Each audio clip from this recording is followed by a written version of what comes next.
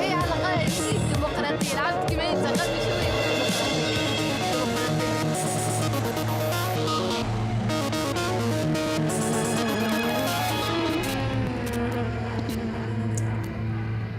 Maghreb Orient Express, bienvenue à tous au programme aujourd'hui. Mémoire, liberté et révolte en Méditerranée avec le regard de trois personnalités très attachées à celle que l'on appelle Mare Nostrum. Avec nous dans MOE, la chanteuse Samia Tawil. Merci d'être avec nous.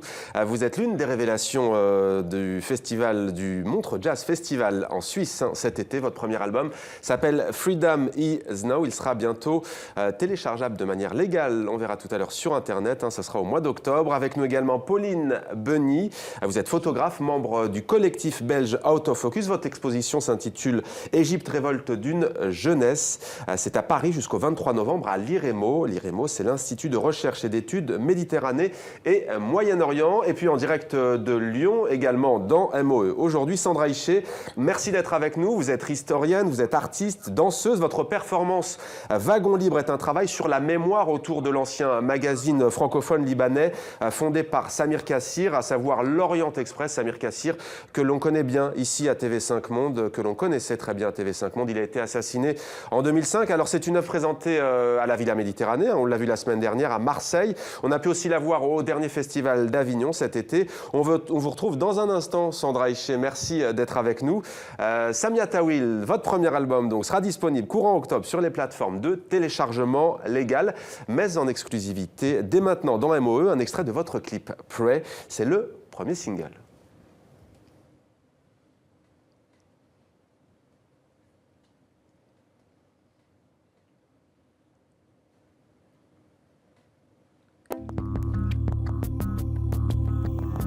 Another scream you're forging out behind your cigarette. Never give up to feed the need to own our fate, and they'll reach for that. They'll reach for what we've got. They'll reach for what we got. Reach for that. They'll reach for what we've got. They'll reach for what we got. Oh, baby, don't be scared of them. I'll pray for what you need. Oh, baby, don't be scared of them. I'll pray for what you need. I'll pray for what you need. I'll pray for what you need. Samia Tawil, alors votre album s'intitule donc Freedom Is Now. Alors quel message voulez-vous transmettre avec ce premier opus ? Alors c'est vrai que dans ma musique en général, j'essaie de transmettre un message qui parfois est politique, sociopolitique, parfois plus personnel. Mais en tout cas, j'essaie toujours au travers de mes chansons de m'engager jusqu'au bout dans ce que je souhaite transmettre. Et c'est vrai que là, en l'occurrence, pendant que je travaillais sur cet album, c'est vrai que tous ces événements du printemps arabe, sur lesquels j'étais entre autres en train de travailler aussi dans le cadre de mes études, m'ont beaucoup touchée. Et c'est vrai qu'en intitulant cet album Freedom Is Now, j'ai aussi voulu faire allusion à ce momentum en fait de ces révolutions. Exactement.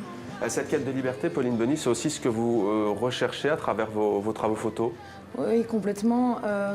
Le travail qui est présenté à l'IREMO, ça fait partie d'un projet au long cours sur la jeunesse égyptienne. Et ce qui m'intéresse, c'est vraiment justement ce processus d'émancipation et cette quête de liberté de la jeunesse égyptienne. Donc, ouais. Alors, on va peut-être regarder sans plus tarder une de vos photos, Pauline Benny. Je pense notamment à ce couple dans la capitale égyptienne, le Caire. On va la voir. Je vous laisse peut-être la commenter. Alors, c'est pas celle-ci. Hein. Celle-ci, ce sont des messages autour d'un arbre.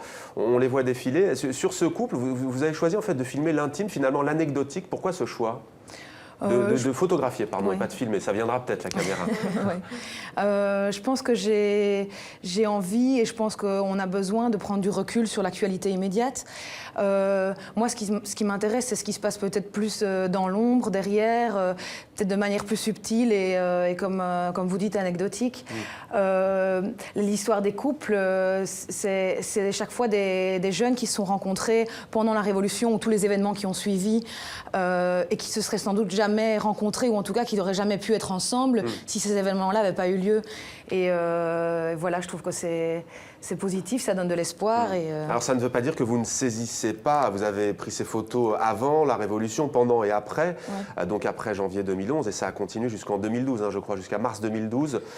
Il y a une photo quand même assez dure finalement avec cet homme sur son lit d'hôpital, on va peut-être la voir. Comment s'est passée cette rencontre, un homme qui a perdu son deuxième œil? Oui, alors juste les photos qui sont présentées, ah voilà, on peut rester sur cette image. Les photos qui sont présentées à l'IREMO ont été prises jusqu'en mars 2012, mais c'est un projet que je continue jusqu'à aujourd'hui, et que je vais continuer parce que je pense que ces changements-là, ils sont toujours en cours. C'est toujours intéressant de s'intéresser à cette jeunesse. Ce garçon, Ahmed Harara, il a perdu la veille de la prise de cette photo, il a perdu son deuxième œil lors d'une manifestation.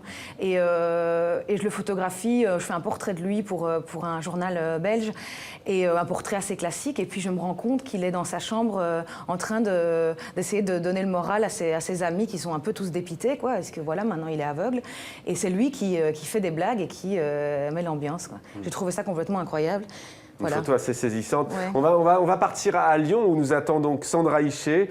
Sandra, alors vous avez réagi quand j'ai dit historienne. En tous les cas, vous avez étudié l'histoire et en tout cas de manière très précise celle de l'Orient Express. Alors un livre, une série d'interviews et vous revenez avec cette œuvre donc sur la mémoire autour du magazine libanais. Comment est née cette passion finalement? Peut-être que le mot vous paraît fort, mais on a l'impression que vous êtes très attaché à ce magazine qui a une longue histoire. Oui, effectivement, quand je faisais des études, donc je suis pas historienne, j'ai fait des études d'histoire, mais je pratique l'histoire ou une manière de faire de l'histoire, mais vraiment au plateau dans le cadre d'une pratique artistique de plateau. Donc, voilà, je voudrais rendre aux historiens leur vrai métier que je ne fais pas. Mais à l'époque où je faisais des études d'histoire, j'ai cherché à travailler sur le Liban de la fin de la guerre civile en reconstruction, et je cherchais un média francophone qui me servirait de lunette pour regarder ce pays à ce moment-là de son histoire. Et voilà, après avoir bavardé, assisté à des conférences, etc. sur le Liban, j'ai entendu parler de ce magazine. J'en ai découvert quelques exemplaires à la bibliothèque de l'Institut du monde arabe et voilà, j'ai été très séduite par le format du magazine, par la ligne éditoriale qui était la sienne, par son format de revue qui fait cohabiter en son sein des registres de langage très différents, des manières de parler du monde très différents, à la fois très écrit, très politique et aussi très très subjectif, très personnel. Des écritures comme ça qui se choquaient entre elles. Et puis j'ai été rencontrer l'équipe du magazine à Beyrouth, Samir Kassir en particulier et ses collaborateurs de l'époque, et ça a été des rencontres assez fortes et fondatrices pour moi. Alors dans cette œuvre, Sandra Hichet, la démarche est à la fois, on va dire, rétrospective, d'anticipation également. Alors nous sommes en fait en 2030 et vous interviewez à nouveau ces anciens collaborateurs de l'Orient Express qui laissent finalement libre cours à l'Orient Express. Alors concrètement, voilà ce que ça donne avec, par exemple, Ahmed Baidoun, sociologue et historien libanais. Regardez.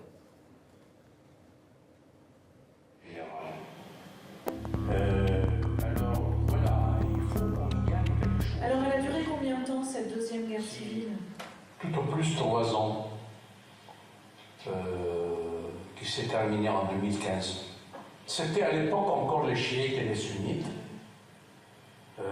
qu'on a presque oublié depuis. Donc, on ne parle pas beaucoup de cette guerre aujourd'hui parce que les protagonistes sont oubliés. Et entre la fin de cette deuxième guerre civile et le tremblement de terre qui a suivi, il y a eu à peu près 5 années, c'est ça?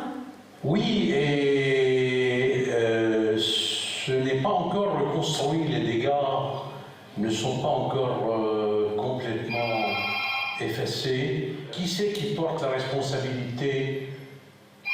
Si c'est la faille de Srifa, ça doit être les chiites. Si c'est la faille de Shahim, ça doit être les sunnites. Enfin, c'est les noms de 2 grandes communautés qui sont beaucoup moins fameuses aujourd'hui. Et moi, je croyais que c'était le tremblement de terre qui avait... Enfin, qui a scellé le déclin du communautarisme. Alors Sandra Hiché, hein, c'est le tremblement de terre qui a scellé le déclin du communautarisme. Comment est-ce que vous interprétez, vous, avec du recul, ces mots très forts d'Ahmed Baidoun? Le principe du protocole d'entretien des archives du futur que j'ai utilisé pour les interviewer, donc effectivement, comme vous l'avez dit, nous sommes en 2030 et depuis 2030, nous nous souvenons d'aujourd'hui. C'était une tentative de faire, de proposer à ces intellectuels, pour la plupart libanais, non pas d'être sur un constat du présent, mais d'essayer de regarder ce présent un petit peu de biais et de le tirer vers un devenir en se plaçant déjà dans un futur qu'on aurait déjà apprivoisé. Donc j'imagine qu'Ahmed là tente une forme d'optimisme et utilise un phénomène naturel qui est très présent au Liban, qui est une région sismique, pour essayer de régler un phénomène sociopolitique. Voilà, il fait appel non plus, comme si peut-être les hommes n'étaient pas capables de régler ce problème-là et qu'il fallait en passer par une catastrophe naturelle pour y mettre un terme. Le problème du communautarisme, j'entends. Alors le vivre ensemble, les problèmes de communautarisme, Samia Tawil, c'est une question qui vous inspire également. Je vais vous lire par exemple des mots, Sandra Hiché me dira si je me trompe. Le vivre ensemble, ce n'est pas une recette, c'est un jeu d'équilibriste, disait-elle récemment dans une interview. C'est un point de vue que vous partagez, c'est un défi constant? Oui, disons, c'est un défi que j'ai pu constater, entre autres au Liban, quand je vivais là-bas. Mais c'est aussi quelque chose qui me dépasse, moi, du fait aussi de mes origines, dans le sens où moi-même, étant très métissée, je veux dire, je suis d'origine suisse, syrienne et marocaine à la fois. Quand je vivais à Beyrouth, j'étais très étonnée, par exemple, que quelqu'un vienne directement me demander si j'étais sunnite ou chiite, par exemple. Pour moi, c'était des questions qui me dépassaient totalement. Et c'est vrai qu'en vivant là-bas, j'ai pu constater... Alors que quand on le demande aux Libanais, ça les agace parfois, justement. Voilà. Mais ils vous la posaient. Voilà. mais c'est quelque chose qui reste néanmoins très, très fréquent là-bas. Et c'est vrai que c'est d'une part dommage, parce que c'est vrai que finalement, on pourrait outrepasser ces barrières-là, mais c'est une ville, par exemple Beyrouth, mais le Liban en général d'ailleurs, qui a aussi cette beauté-là d'entendre les cloches d'une église sonner en même temps qu'un appel à la mosquée. Et je pense que finalement, j'ai plus envie de le voir comme ça. Retenir le positif. Pauline Benny, l'Égypte, aujourd'hui, ce n'est pas forcément un clivage sunnite-chiite. On a le sentiment, dites-nous si on se trompe, mais que vu de ce côté-ci de la Méditerranée, c'est ou bien on est pour les militaires, ou bien on est pour les frères musulmans. Est-ce que c'est caricatural ? Ça l'est, mais c'est clair qu'on se demande comment ils vont réussir, après tout ça, à revivre ensemble. Les frères musulmans, les islamistes en général sont stigmatisés à l'extrême. Et à un point, j'ai une petite anecdote que je trouve assez drôle, que j'ai envie de partager avec vous. C'est un ami qui est dans un taxi. Le chauffeur de taxi a une barbe et une voiture arrive à leur hauteur et dit au chauffeur de taxi, rase ta barbe. Et le chauffeur de taxi dit, mais je suis chrétien. Et en fait, voilà, ils sont... Ça montre un peu, pour l'instant, c'est le reçues. délire derrière un nationalisme exacerbé et encouragé par les militaires qui ont besoin de ça, évidemment, pour se maintenir au pouvoir. Mais en même temps, en Égypte, les choses changent très vite. On l'a vu, je veux dire, tout ce qui s'est passé en 2 ans. Donc, je suis plutôt... Il y a un mot qui revient souvent, tout de même, un peu plus de presque 3 ans maintenant, après le début de ce qu'on appelle les printemps arabes, qui a commencé en Tunisie. Le mot échec revient quand même souvent. Vous étiez l'une des premières invitées il y a 2 ans et demi, c'était en avril 2011, très précisément dans un mot. Vous étiez plutôt optimiste, Samia Tawil. Ouais. Aujourd'hui, on comprend que vous êtes une femme plutôt, effectivement, qui est positive. Mais est-ce qu'il n'y a tout de même pas quand même une dimension d'échec ? Même si les situations ne se valent pas partout, Syrie, Tunisie, Égypte. Alors c'est vrai que quand j'étais venue ici il y a 2 ans, j'étais loin de penser que, par exemple, la situation en Syrie évoluerait de la sorte, et de même d'ailleurs en Égypte ou en Tunisie. Mais je ne pense pas qu'il faille non plus en arriver à un constat défaitiste, dans le sens où pour moi, finalement, on n'en est pas encore à l'heure du bilan. C'est-à-dire que pour moi, cette histoire-là n'est pas scellée, en fait. Et tant qu'il y aura, en fait, des esprits alertes, on va dire, qui seront... qui refuseront d'avaler cette version-là de l'histoire, je pense qu'on aura toutes les chances devant nous que ces révolutions aboutissent. Et je pense qu'un petit peu comme le disait Derrida dans Spectre de Marx, il faut savoir rester fidèle au cri qui avait été lancé en fait lors de ces révolutions-là initialement.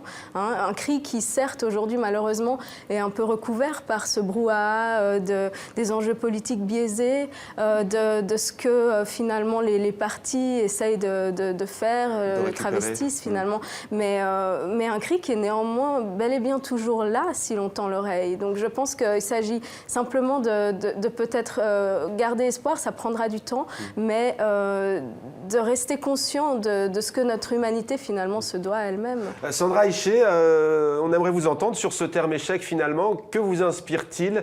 Est-ce que finalement ce n'est pas le risque de voir ressurgir la théorie finalement d'une sorte de fatalité de l'échec qui est peut-être plus inquiétante, non? Ben oui, j'entends bien ce que dit Samia et je trouve aussi que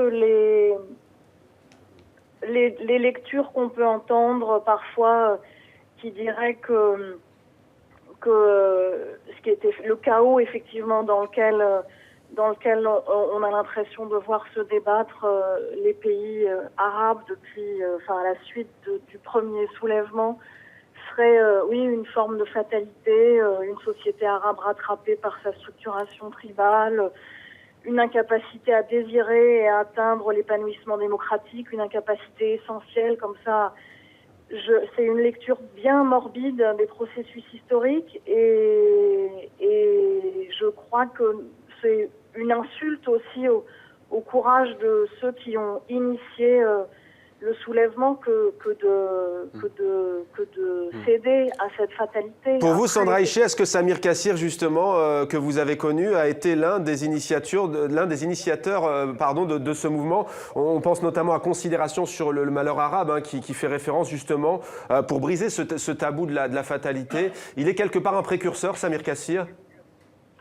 Oh, ça, je ne sais pas, je ne m'aventurerai pas à créer une cohérence comme ça, une linéarité dans l'histoire. Samir a été fauché par cet assassinat au moment où, un moment de sa trajectoire politique où il venait d'écrire Considération sur le malheur arabe et effectivement dans toute sa trajectoire de journaliste, d'historien, etc., il n'a cessé d'essayer de repérer les dynamiques à l'œuvre et les mouvements, ce qui est mobile dans les sociétés et pas ce qui est statique. Et voilà, après, est-ce qu'il est un précurseur, j'en sais rien, mais de fait, il a veillé, ou Samia disait alerte, il était effectivement, j'ai le sentiment en tout cas, à l'avoir connu un petit peu et à avoir lu ses ouvrages, à l'avoir entendu, il était toujours en alerte, en veille de ce qui était, oui, mobile. Alors restez avec nous, Sandra Hichet, on vous retrouve dans quelques instants. Pauline Beny, l'Égypte aujourd'hui, pour aller un peu plus dans le fond des choses, vous avez rencontré tous ces jeunes, vous avez discuté avec eux. Est-ce que vous avez senti venir finalement ce ras-le-bol d'une partie de la population des frères musulmans, quitte à demander le retour de l'armée, parce que c'est quand même une réalité finalement? Oui, tout à fait. Le ras-le-bol des frères musulmans était présent, c'est clair, et par pas mal de gens qui les avaient élus d'ailleurs, mais après, pas pour les mêmes raisons qu'on entend ici, quoi. Ici, on va nous dire que les gens en avaient marre parce que c'était un système, un État islamique, ou en tout cas qu'ils essayaient d'islamiser le pays. Le pays, il est déjà islamisé, enfin bon. Et je pense que c'était juste la situation économique déplorable, que les gens en pouvaient plus, et voilà. Et ils sont sortis dans la rue pour cette raison-là. Et ils ont demandé le retour de l'armée, parce que pour eux, l'armée symbolise la stabilité. Et c'est ce qu'on entendait tout le temps, istikrar, c'est la stabilité, c'est ce que les gens cherchent. Ils sont pas très patients. Et puis, est-ce que le risque n'est pas justement là? C'est-à-dire que la démocratie, c'est aussi de laisser terminer un mandat. Est-ce que finalement aujourd'hui, c'est si vous ne répondez pas à nos aspirations, vous finalement dégagez le fameux mot irhad finalement? Oui, mais la démocratie, enfin je veux dire en Égypte, la démocratie. C'est le début d'un processus. Les gens n'ont pas une conscience politique non plus qui est... Enfin, elle est naissante, mais il faut leur laisser le temps de... Mais moi, je suis sûre, enfin, en tout cas, je veux croire que l'armée, que les Égyptiens vont pas se laisser à nouveau oppresser par l'armée. Je pense qu'à un moment donné, la situation économique, elle va pas spécialement s'arranger, et que les Égyptiens, ils vont revenir à leurs revendications premières, du pain, de la liberté, de la justice sociale. Et ce changement-là, là, il est toujours en cours, on ne peut pas le voir pour l'instant. Comme disait Samia, le cri n'est pas audible pour l'instant, mais les gens ont cette aspiration-là, elle ne peut pas avoir disparu du jour au lendemain, quoi. Samia Tawil, l'Égypte, pour vous, je sais que vous êtes aussi une férue de politique, coup d'État, coup du peuple, comme le disent certains, ou est-ce que vous préférez ne pas mettre des mots comme ça sur une situation peut-être beaucoup plus compliquée ? C'est vrai que je pense que c'est plus complexe que ça. Et moi, pour l'instant, justement, et au vu aussi des surprises qu'on a eues ces dernières années, je ne saurais pas vraiment ce qui est souhaitable. Mais je pense en tout cas qu'il ne faut pas non plus se précipiter à des interprétations simplistes. La Syrie, pour vous, aujourd'hui, quelle est, hélas, l'urgence? Une question qu'on pose maintenant depuis presque 3 ans. On ne voit pas d'issue. Est-ce que ça vous inquiète? Bah oui, ça m'inquiète. C'est vrai que bon, la plupart de ma famille syrienne vit à présent au Liban, enfin vit au Liban depuis d'ailleurs longtemps, depuis qu'ils avaient fui le régime d'Al-Assad père. Mais c'est vrai que là, malgré tout, c'est vrai que je vois tous les jours, et aussi au travers de mon grand-père qui regarde les nouvelles avec les larmes aux yeux, qu'on ne sait plus trop vers où on va pouvoir s'en sortir. Ouais. Donc c'est vrai que moi, comme je l'avais dit la dernière fois, d'ailleurs, j'ai jamais été pour une espèce d'intervention qui se voudrait toute puissante de la part des puissances extérieures. Mais c'est vrai qu'il y a quand même un problème au niveau du silence, de ce lourd silence qui pèse autour de cette situation. On a l'impression d'une hypocrisie surtout. Alors Sandra Hiché, je reviens vers vous. On imagine que vous avez encore bien des projets. Peut-être quelques mots sur votre actualité avant qu'on se dise au revoir. Wagon Libre continue un petit peu sa route on s'est lancé avec mes collègues dans un nouveau travail qu'on a intitulé Variations orientalistes et si le petit mensonge ou la fiction de 2030 qui permettait de comme ça proposer une enquête sur le présent mais par le biais d'un petit pas de côté, c'était cette perturbation chronologique de 2030. Là, en l'occurrence, il s'agit de demander à des gens qui ne sont jamais allés au Liban dans la vraie vie de monter sur scène pour dire « je suis allé au Liban et j'y ai vu ceci, j'y ai vu cela ». C'est une forme, du coup, pour nous, on se rend compte d'enquêter sur nos propres... sur une forme d'orientalisme contemporain, sur nos propres manières d'exotiser l'autre, de construire un autre mystérieux et quelle est la relation entre l'espace culturel qui est celui-là et l'espace politique dans lequel on vit. Sandra Hiché, en direct de Lyon avec nous aujourd'hui dans MOE. Merci beaucoup à vous Sandra, à très bientôt et bonne continuation à vous. À Pauline Bonny, même question, la suite, quelle est-elle ? Donc là, je me réinstalle à Bruxelles, mais pour des raisons familiales, personnelles. Qu'on a deviné. Et donc ça, c'est mon actualité immédiate, mais je continue, enfin, je veux dire, l'Égypte, voilà, c'est un mais oui, je me sens, j'ai l'impression qu'une partie de moi est restée là-bas et j'ai envie de continuer mes projets au long cours sur cette jeunesse. Je pense qu'il y a encore beaucoup de choses qui vont arriver dans les mois et les années qui viennent et voilà, je vais continuer à photographier ces jeunes que j'ai suivis depuis novembre 2010, j'espère. Ouais. Samia Tawil, alors un concert en perspective, une date peut-être? Oui, j'ai un concert le 21 novembre aux Zoés à Genève et puis sinon mon actualité, mon album sort en version digitale en fait aujourd'hui même et sinon voilà le nouveau clip dont on a vu un extrait que j'ai tourné à Berlin. Je suis d'ailleurs entre autres en train de suivre un petit peu ce qui est en train d'advenir de ces artistes-là puisque finalement ce clip je l'avais tourné là-bas parce que ces artistes étaient menacés. En fait, précisons que ce squat a fermé, où on voyait de très belles sculptures. Il était en instance de destruction au moment du tournage. Donc, c'est vrai que ça m'avait tenu à cœur de tourner ce clip avec ces artistes-là pour aussi justement faire parler de ce type de situation et puis de la violence aussi avec laquelle ils avaient été... Si vous deviez tourner un clip en Méditerranée, quelle ville aujourd'hui, le cœur pencherait pour quelle ville ? Je ne sais pas, mais c'est vrai que si je pouvais, je retournerais à Damas, même si ce n'est pas tout à fait... espérons que la situation nous le permettra le plus vite possible en tous les cas. Merci beaucoup à toutes les deux d'être venues sur le plateau de MOE, sur TV5 Monde. Une dernière information avant de nous quitter sur la programmation de la Villa Méditerranée à Marseille avec, entre le 2 et le 5 octobre, 2 pièces de théâtre de 2 artistes majeurs de la scène contemporaine internationale. Il s'agit de Lina Sané et de Rabih Mroué. Voilà donc une œuvre qui nous interroge sur les profondeurs et les réalités de notre Méditerranée Méditerranée. Merci à vous qui nous suivez chaque dimanche à Damas, Beyrouth, Gaza, Alger, Tunis ou encore à Rabat. On se retrouve dimanche prochain pour un nouveau numéro. D'ici là, vos réactions, vos commentaires sur les réseaux sociaux de MOE. À très vite sur TV5 Monde.